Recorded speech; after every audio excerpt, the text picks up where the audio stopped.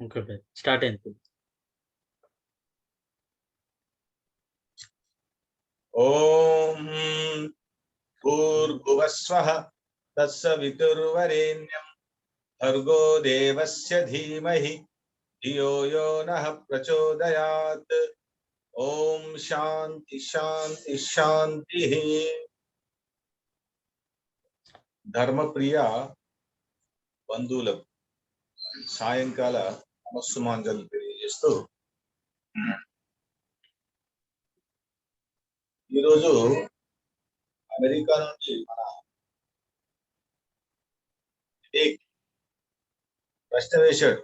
ప్రేమ నిజమైన ప్రేమ, ప్రేమ నిజమైనది. అయితే ప్రేమ అనే పదము అసలు ఉత్పత్తి అయిందే భగవంతుడి నుంచి. భగవంతునికి మన పైన అంటే మన ఆత్మల పైన ప్రేమ ఉంది కాబట్టి అతను మనకు ఉత్తమమైన మానవ జన్మిచ్చాడు.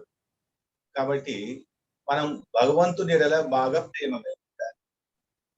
ప్రేమ ప్రియత్వము కలిగి ఇంకా ముందుకెళ్తే ఫ్రెండ్షిప్ లాగా ఉండాలి, స్నేహితుని లాగా. ఒక మంత్రమును చూడు. ఓం సహనావతు సహనౌ భునక్తు సహ వీర్యం కరవావహై తేజస్వినావధీతమస్తు మా విద్విషావహై.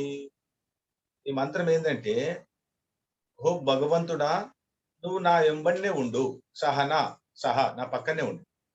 మనం ఒక విషయం చెప్తా చూడు, సహోదరుడు, సహోదరి, సహచరుడు అనటం కదా. అట్లా అంతకంటే ఎక్కువ సహనా అవతు అంటే భగవంతుడు, నా పక్కనే ఉండు భగవంతుడా. ఎందుకు?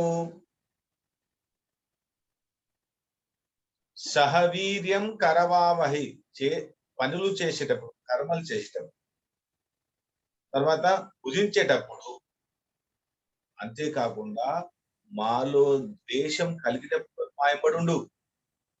మా విద్విషావహి, నాకు ఇతరుల పైన ద్వేషము, ఇతరులు నాపై ద్వేషము ఉండకుండా చూడు. దాన్ని ఏం చేయి? విషామహే, భస్మం చేసేసి, అవసరం లేదా. ఏం కావాలి? ప్రేమతత్వం కావాలి, ప్రియత్వం కావాలి. అతని ఎడల మనకు బాగా అనురాగం ఉండాలి. రాగం కాదు, అనురాగం.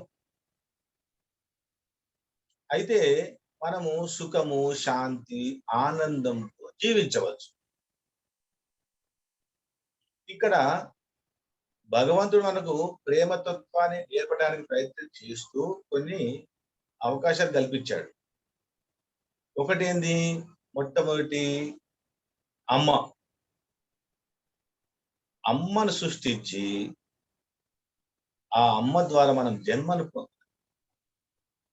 ఇది నిజమైన ప్రేమ. ఇక్కడ మొదటి ప్రేమ ఏంటిది? అసలైన ప్రేమ భగవంతునితోనే ప్రేమ. ఆ తర్వాత స్థానం ఎవరికంటే అమ్మ. తను తన రక్త మాంసాలను త్యాగం చేసి బిడ్డకు జన్మనిస్తుంది. ఈ జన్మ రావడానికి కారణం ఎవరు? భగవంతుడు. మరి ఈ జన్మకు ఆకారం ఇచ్చింది ఎవరు? అమ్మ. కాబట్టి ఈ ఇద్దరికి అవినాభావ సంబంధం. వీళ్ళిద్దరి మధ్యలో అనురాగం బాగుంటుంది. భగవంతునికి మనకు, తర్వాత మనకు అమ్మకు అనురాగం బాగుంటుంది, ప్రేమ బాగుంటుంది. అసలు రక్త సంబంధికులకు మాత్రమే అనురాగం అనొచ్చు, వాళ్ళకే ప్రేమ అనొచ్చు. రక్త సంబంధికులకే, ఇంకెక్కడ ఉండదు ప్రేమ. అవన్నీ ఉత్తుత్తి ఉంది. చూడు, అమ్మకు ఇద్దరు ముగ్గురు కొడుకులు ఉంటారు. ఆ ముగ్గురు కొడుకుల్ని కూడా అమ్మ ప్రేమతో సమానంగా చూస్తుంది. ఆ ముగ్గురు కొడుకుల్లో ఒకడు రౌడీ అయినా సరే, ఒకడు పని పాట లేకుండా ఉన్నా సరే, ఒకడు బాగా పని చేస్తూ కుటుంబాన్ని పోషిస్తుండు, ఎట్లయినా సరే, లేదా ముగ్గురు పని చేయకుండా ఉన్నా సరే, కానీ తల్లి ప్రేమ తరగనిది. ఎందుకు? భగవంతుడు చెప్పేశాడు, ఓ తల్లి, ఓ స్త్రీ, నువ్వు ఈ సృష్టిని నిర్మించే దానివి. కాబట్టి నువ్వు నీ పుత్రులకు ప్రేమతత్వాన్ని పంచి వారి జీవనానికి ఉపయోగపడాలి. అందుకోసమే తల్లి తల్లి దాదాపు 89 ఏళ్ల వయసులో వచ్చినాడు. కొడుకు ఏంటంటే 65 అయినా సరే ఆ తల్లికి ఈ 70 ఏళ్ల కొడుకు మీద ప్రేమ, వాత్సల్యం, అనురాగం ఉంటుంది, తరిగిపోదు అసలు. అలాంటిది ఇది నిజమైన వాస్తవంగా వేదం ఆలోచిస్తుంది ఏంటంటే, ఈ తల్లి జగన్మాత, ఈ తల్లే జగత్తు నిర్మిస్తుంది, ప్రపంచాన్ని నిర్మిస్తుంది, అంటే మానవులను ఉత్పత్తి చేస్తుంది తల్లి. భగవంతుని తర్వాత స్థానం ఉన్నదంటే తల్లికే. ఇది మనం కేవలం మనుషుల్లోనే కాదు, పశుపక్షుల్లో కూడా చూడాలి ఈ ప్రేమ. ఎట్లా ఉంటుందండి ప్రేమ పశుపక్షుల్లో? ఒక సింహము పిల్లని కంటుంది, కన్న తర్వాత వాటికి నడవడానికి వీలు కాదు, కళ్ళు తెరవవు అప్పుడే మనుషుల్లాగా. కాబట్టి కొంతకాలం 3-4 రోజులు అయిన తర్వాత కళ్ళు తెరవవు. అంతవరకు రక్షణ ఎట్లా? గూడు కట్టుకోలేదు, ఇల్లు లేదు, షెల్టర్ లేదు. ఏం చేస్తుంది? ఆ తను కన్న పిల్లల్ని నోటితో కరుచుకుంటుంది, కరుచుకొని పట్టుకొని తీసుకుపోయి ఒక దగ్గర సేఫ్టీ ప్లేస్ లో పెడుతుంది. మళ్ళీ వచ్చి రెండో పిల్లని తీసుకెళ్ళి మళ్ళీ మూడోసారి మూడో పిల్లని తీసుకెళ్ళి, అంటే ఎన్ని పిల్లలు కరుచుకొని తీసుకెళ్ళి. ఆ కరుచుకున్నది ఏదైనా ఉన్నదో అది క్రూరత్వం కాదు, ఆ పిల్లను చంపాలని కాదక్కడ, రక్షణ కోసం అనామాత్రం పడుతుంది ప్రేమతో. ఏమంటే మృదువుగా పట్టనట్టు. అట్లాగే పక్షులు చూస్తాం, మనం కోడిని చూస్తాం. కోడి పెట్ట గుడ్డు పెట్టిన తర్వాత పిల్లలు అవుతాయి. పిల్లలు అయిన తర్వాత ఒక గద్ద పైనుంచి తిరుగుతుంటే ఆ కోడి పెట్ట ఏం చేస్తుంది? తన రెక్కల్ని పెద్దగా చేసి కోడి పిల్లల్ని తన లోపల దాచేసుకుంటుంది ఇట్లా. ఇది ప్రేమ. తల్లి కూడా అదే పని చేస్తుంది. అట్లే మనందరికి తండ్రి అయిన ఆ పరమేశ్వరుడు, ఆ భగవంతుడు కూడా అదే అందరినీ రక్షించే విషయం అందరికి తెలుసు. ఎందుకంటే మనకు అన్ని సమకూర్చి పెట్టాడు భగవంతుడు. పంచభూతాలు ఇచ్చాడు, జలము, వాయు, ఆకాశము, సూర్యుడు, చంద్రుడు, నక్షత్రాలు, ఇవన్నీ ఇచ్చాడు. ఎవరి కోసం? మన కోసం. త్యాగంతో మీకు ఇచ్చాడు. మీరు సుఖపడండి, ఆనందపడండి, ఈ జీవనం సాగించండి అని ఇచ్చాడు. ఎంత ప్రేమ ఉంటే అసలు. మరి ఆ ప్రేమ ఎటువంటిదంటే, ఒక ఉదాహరణ చెప్పు. ఒక గర్భం ధరించిన స్త్రీ ఉంది. ఆమె ఏం ఆలోచిస్తుందంటే, తనకు పుట్టబోయే పాప ఒక నెత్తికి తలకు తలుపుకునే ఒక పుల్ల కావాలి, టోపీ కావాలి. అది అల్లుతుంది. పుట్టలేక పాప 5 నెలలు పడుతుంది టైం, అయినా అల్లుతుంది. అట్లాగేం చేస్తుంది? పుట్టబోయే పాప కోసము ఒక మెత్తటి పరుపు తీసుకొస్తుంది, చిన్నది బెడ్షీట్ లాంటిది, బెడ్, చిన్న బెడ్. ఇంకా ఆలోచిస్తుంది, ఇంకా ఏమేమి తీసుకొని పెట్టుకోవాలి, అన్ని తీసుకొని. ఎప్పుడు? పాప పుట్టక ముందే. అదే విధంగా భగవంతుడు అదే పని చేశాడు. మానవులు ఈ భూమి మీద రాకముందే అన్ని సిద్ధం చేసి పెట్టిన తర్వాత మానవును సృష్టించు.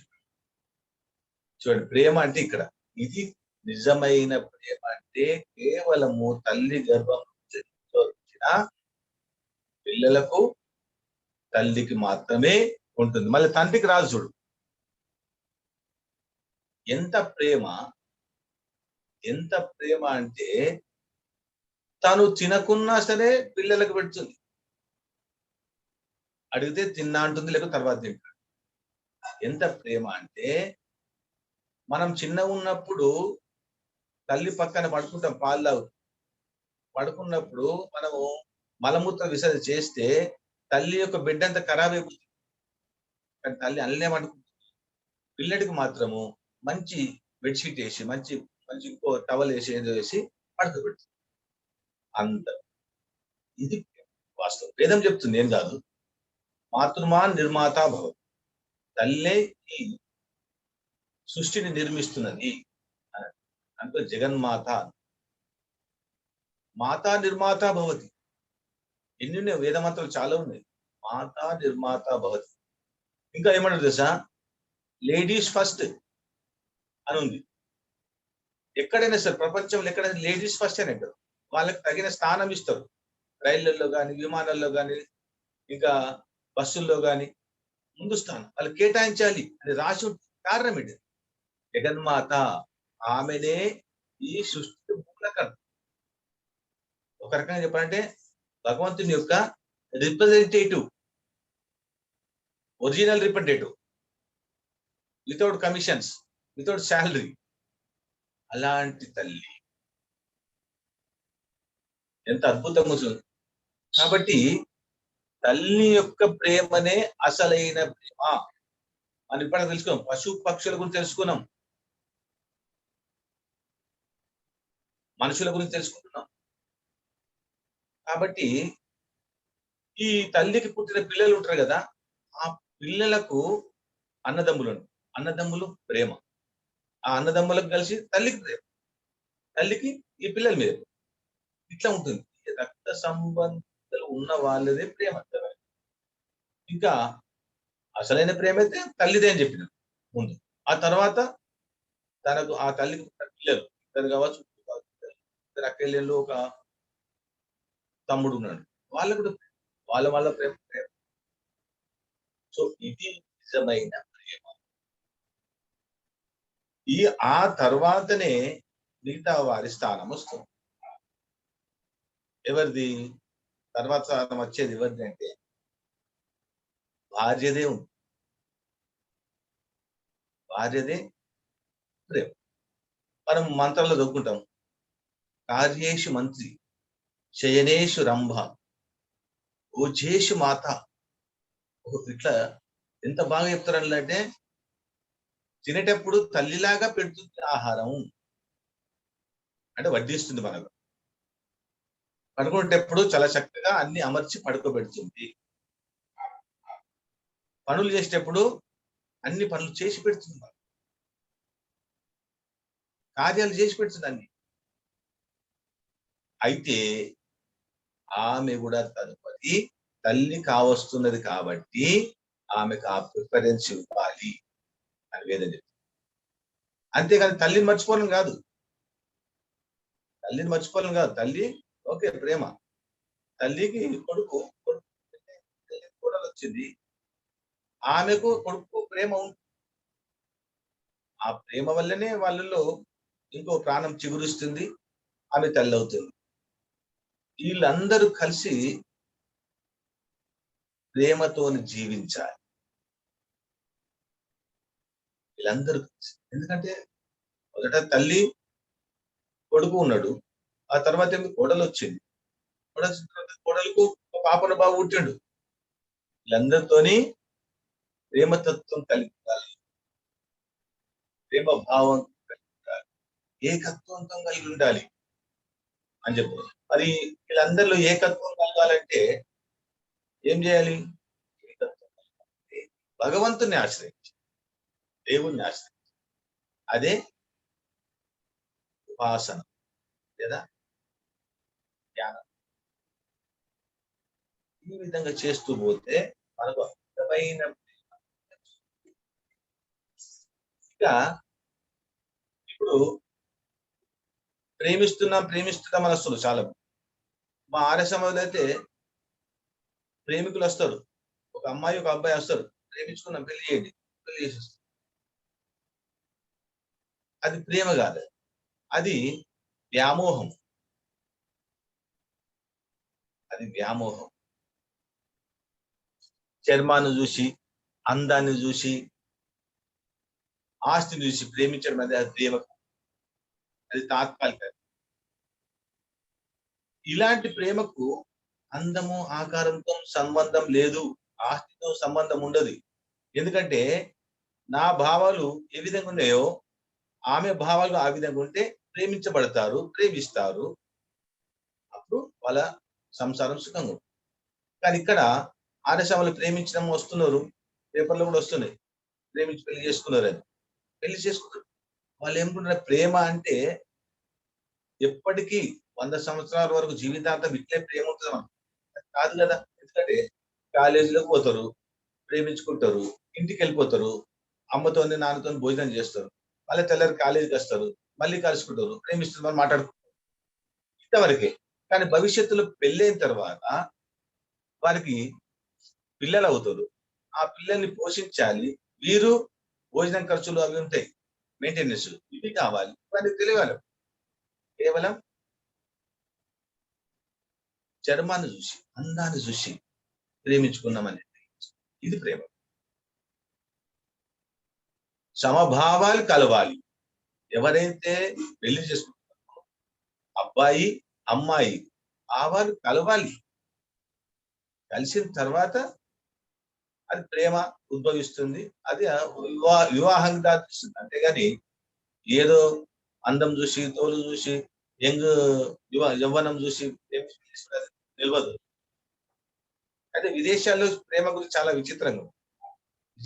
విదేశాల్లో దానికి మేము అప్పుడప్పుడు చెప్తుంటాం. విదేశాల్లో ఎక్క మటుకు గ్యారంటీ లేని ప్రేమ. ఇప్పుడు మనం ఒకటి చూస్తాం కదా, వెబ్సైట్ లో ఒక సైట్ ఓపెన్ చేయాలంటే www.indrani అని కొడితే అది వస్తుంది. అంటే www, అది వాస్తవంగా ఆ వెబ్సైట్ లకు సంబంధించిన కోడ్. కానీ మనం మాట్లాడుకుంటాం విదేశాల్లో ఈ 3 డబ్ల్యూలకు గ్యారంటీ లేదు. ఏందని?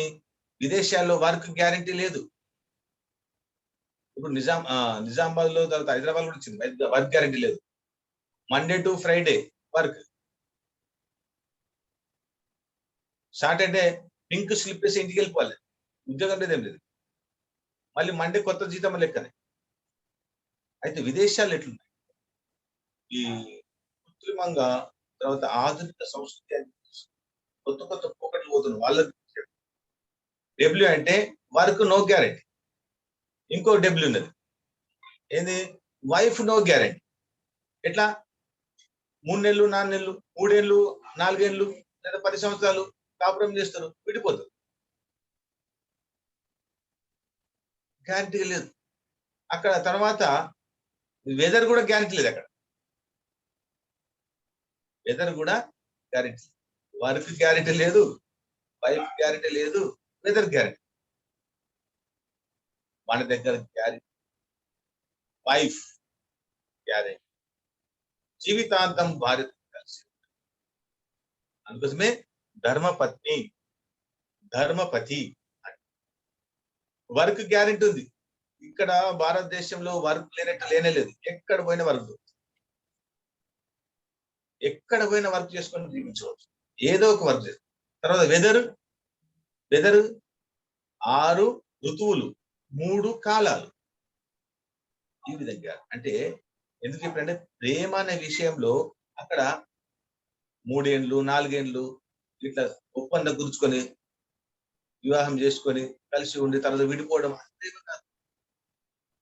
వేదం చెప్తుంది, సకల కార్యేషు ధర్మపత్ని దక్షిణ సితాహ. ధర్మపత్ని, పతికి ధర్మపత్ని కుడి భుజమై ఉండాలి ఎప్పటికీ, జీవితాంతం. అందుకోసమే కంకణం కడతాం చూడు, ఆయన పేరు ధర్మ కంకణం. ఆయనకు ఒక్క ఆయన కట్టము, ఆమె కూడా కడతాం, ఇంకా నువ్వు కూడా కడతావు ధర్మ కంకణం. ధర్మం ప్రకారం నువ్వు ఎల్లకాలం జీవితాంతం కలిసే ఉండాలి, కలిసే భుజించాలి, కలిసే మాట్లాడుకోవాలి, కలిసే నిర్ణయాలు తీసుకోవాలి, కలిసి సంతానం కనాలి, కలిసి సంతానం పోషించాలి, సంతానాన్ని దేశానికి అర్పించాలి. దాని అర్థం అది. సకల కార్యేషు ధర్మ, రైట్ హ్యాండ్, కుడి భుజం. అందుకోసం ఫస్ట్ ఏం చెప్పారు? లేడీస్ ఫస్ట్, ఎందుకంటే లేడీస్ పక్కన కూర్చోట్లేదు, కుడి భుజమై కాబట్టి ధర్మ కంకణం కట్టుకొని జీవితాంతము ధర్మపతి అయి ఉండాలి. భార్యాభర్తలు. తర్వాత వర్క్ విషయంలో కర్మలు చేస్తూనే ఉండాలి. కర్మలు చేస్తూ వృద్ధాప్యం అని కాదు, వయసులో ఉన్నవాడు వృద్ధాప్యము కాదు, వృద్ధాప్యంలో పనులు చేసుకోవచ్చు. త్యాగభావంతో, సేవాభావంతో ఎన్నో పనులు. ఇక వెదర్ అయితే అక్కడ చాలా కష్టం, మంచు కురుస్తుంటది, వర్షాలు పడుతుంది, తుఫాన్లు వస్తుంటాయి, తుఫాన్లు వస్తుంటాయి. పద్ధతి అలా ఋతువులు 6. చెప్పే విషయం ఏంటంటే మాతృదేవో భవ, తల్లి దేవత అన్నాడు. తర్వాత స్థానమే మా పితృదేవో భవ, అంటే ఫస్ట్ పితృదేవో భవ అని ఫస్ట్ స్త్రీకే ప్రాధాన్యత. ప్రేమ అనేది ఈ విధంగా రెండు మనసుల కలయిక, రెండు మనసులు కలయిక తెలుసుకోవాలి, పంచుకోవాలి, ఏకాభిప్రాయం కలిగి ఉండాలి. అంటే 1 + 1 = 1, ఏకమైపోవాలి. వాళ్ళు ఆమె భావాలు, ఇద్దరి భావాలు, వివాహం చేసుకున్న వారి భావాలు ఇద్దరి సమానంగా ఉండాలి, అయితేనే బాగా నడుస్తుంది. సమానంగా లేకుంటే నడవదు. మనము ఎడ్ల బండి నడిపిస్తాం, 2 ఎడ్లు ఉంటాయి, 2 ఎడ్లకు 2 పగ్గాలు ఉంటాయి. ఒకదానికి రైట్కి వెళ్ళాలి, రైట్ తాగినప్పుడు అది రైట్కి వెళ్తుంటే లెఫ్ట్ ఉన్న ఎద్దు దాని అప్పుడు వెళ్తుంది రైట్, అంతేకాని పట్టుకొని నింపు అన్నది. ఎందుకు? ఆ సంసారం అనే సాగరం, బండి అనే సాగరం చక్కగా ఉండాలంటే, ఓహో యజమాని రైట్కి తీసుకున్నట్టు నేను రైట్కి వెళ్తా, లెఫ్ట్ వెళ్తా. అట్లా లేదు, సమభావాలు లేవు అనుకో, భార్య భర్తల్లో సమభావాలు లేవు. అప్పుడు ఏమవుతుంది? పిల్లగాడు ఏం చేస్తాడు, అబ్బాయి నేను సినిమాకి పోతా ఇవాళ, పోదాం నడు అన్నాడు. ఆమె ఏమంటది, నాకు పన్నది ఏంటో కాదు. లేదా అమ్మాయి అంటది, మనము బయట టూర్కి వెళ్దాము, ఇక్కడ పిక్నిక్ వెళ్దాము. ఈయన ఏమంటాడు, నేను ఫ్రెండ్స్ తో పోయింది, నాకు పన్నది, ఫ్రెండ్స్ తో దావత్కి వెళ్ళదు, పార్టీకి వెళ్ళదు. సమభావం. అదే కనుక ఇద్దరు సమభావాలు ఉంటే చెప్పుకుంటారు, ఈ రోజు మా ఫ్రెండ్స్ దావత్ వెళ్దాం, ఓకే వెళ్దాం. నెక్స్ట్ టైం ఆమె మన ఇద్దరం కలిసి సినిమాకి వెళ్దాం, ఓకే. లేదా కుదరకుంటే ఇదో కుదరలేదు, రేపు వెళ్దాం. ఈ ప్రేమ శాశ్వతమైన ప్రేమ ఇట్లా ఉంది. అందులో సమభావాలు వేదం చెప్తున్నది, వేదం చదువుకున్న వాళ్ళే పెళ్లి చేసుకోవాలన్నది. ఎన్ని వేదాలు? 4 వేదాలు చదువుకున్న వాళ్ళే పెళ్లి చేసుకోవాలి, 4 వేదాలున్న జ్ఞానం ఉన్న వాళ్ళే పెళ్లి చేసుకోవాలి. వాళ్ళే ప్రేమ చక్కగా సంసారం సార్. 4 లేకుండా 3, కనీసం ఒకటన్నా చదువుకోవాలి వేదం చదువుకున్న వాళ్ళు. అంటే వేదం అంటే జ్ఞానం, ఇక్కడ నాలెడ్జ్ అని తెలియజేసుకోవాలి. అప్పుడు ఏమవుతుంది, ఇద్దరు మనస్తత్వాలు ఎట్లున్నాయో కలిసిపోతాయి, ఒకరు భావాలు అర్థం చేసుకుంటారు. ఈ విధంగా నిజమైన ప్రేమ పొందాలంటే త్యాగభావం కలగాలి. త్యాగభావం లేకపోతే మనక ప్రేమ ఏది నిలవదు. భగవంతుడు త్యాగం చేసిండు, నాకేమి ఇవ్వకండి, మీకు అన్ని ఇచ్చిన, భూమి, నీళ్లు, సూర్యుడు, చంద్రుడు, నక్షత్రం అన్ని ఇచ్చిన, తర్వాత అదనంగా అమ్మను కూడా ఇచ్చిన, మీకు నాకేమి ఇవ్వకండి, నాకేమొద్దు. అట్లే తల్లి ఏం చేస్తుంది, నాకు వద్దు, నాకు లేకుండా పర్లేదు, నాకు కొడుకు తింటే చాలు, ఆమె ఇచ్చేస్తుంది. త్యాగభావం. అసలు మొట్టమొదటి త్యాగం చేసింది ఎవరంటే తల్లి. ఎట్లా? తన రక్త మాంసాలను ఒక ఆకారం ఇచ్చింది, ఇచ్చి త్యాగభావంతో ఒక బిడ్డను కన్నా చూడు. ఆ త్యాగభావం, ప్రేమతత్వం లేకుంటే బిడ్డను పొట్టలే చంపేస్తుంది, గర్భంలో చంపేస్తుంది. నాకెందుకు లేదు భావన రాదు. అంత ప్రేమ తల్లి అనురాగం, దీన్ని అనురాగం. అనురాగం అనేది వీళ్ళకే ఉంటుంది, రక్త సంబంధులకే అనురాగం. ఇక కొంచెం ముందుకెళ్తారా ప్రశ్నలు జవాబు, ఒక 5 నిమిషాలు. భగవద్గీత భగవద్గీతలో ద్వితీయ అధ్యాయం చక్కగా చెప్తున్నాడు ఏమని? క్రోధాద్భవతి సమ్మోహ, సమ్మోహ స్మృతి విభ్రమ, స్మృతి భ్రంశాత్ బుద్ధినాశో, బుద్ధినాశాత్ ప్రణశ్యతి. బుద్ధి నాశనం అయితే గనక సర్వము నాశనమే. మానవుడు జీవించి కూడా వేస్ట్, అన్ని అపజయాలు వెళ్తాయి. ఎందుకు? క్రోధోద్భవతి సమ్మోహ అన్నాడు. ఒక విషయం పట్ల మనకు బాగా ప్రేమ ఏర్పడింది. ఆ ప్రేమ దక్కించుకోవడానికి నానా తంటాలు పడి ఇక ఎట్లయిపోతాడంటే ఆ వస్తువు లేకుండా నేను జీవించలేను అన్నట్టే అయిపోయి ఆ వస్తువు చాలా జాగ్రత్తగా దాచుకోవడం, దానికి శుభ్రం చేసుకోవడం, అడ్డు పెట్టుకోవడం, రిపేర్ చేసుకోవడం. ఏమవుతుంది? దాని మీద బాగా మోహం పెరిగిపోతుంది. రాగంతో మోహం పెరిగిన తర్వాత ఒకవేళ ఆ వస్తువు తనకు అనుకూలంగా లేకుంటే ఏమైపోతుంది? మనిషిలో కోపం వస్తుంది. చూడండి, కోరుకున్న ఒక కామంతో, కానీ అది మోహంతో, ఆ మోహంతో అది నీకు సాధ్యపడకుండా దాని విషయంలో కోపం. నేను అనుకున్న విషయం జరగలేదు, కోపం. నేను కోరుకున్న విధంగా ఎవరూ లేరు, కోపం. నేను ప్రేమించి పెళ్లి చేసుకున్న భార్య నాతో సఖ్యత ఉండలేదు. ఎందుకు? ప్రేమించిండు. ఎట్లా? మోహపడ్డాడు. మోహం పడి వ్యామోహంలో పడి ఇద్దరం కలిసి ఉంటామనే కొత్త భావంతో, కానీ అప్పుడేమవుతుంది? కాబట్టి ఏదైతే మానవుడు తన అనుకున్నది జరగకపోతే కోపం వస్తుంది అని భగవద్గీత చెప్తాడు. కాబట్టి ఆ మోహంలో పడకండి. మోహంలో పడితే సర్వం నాశనం. అంటే ఇక్కడ భార్యాభర్తలు కలిసి ఉండాలి, పిల్లలు తండ్రితోని కలిసి ఉండాలి, ప్రేమతో ఉండాలి. కానీ ఎక్కువ ఓవర్గా ఉండకూడదు.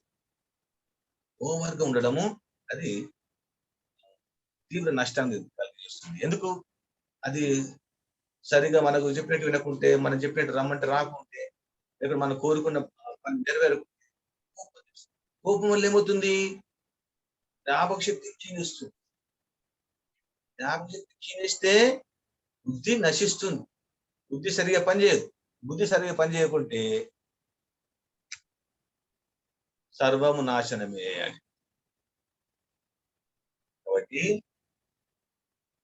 మోహము, వ్యామోహము, క్రోధము చక్కగా భగవద్గీత.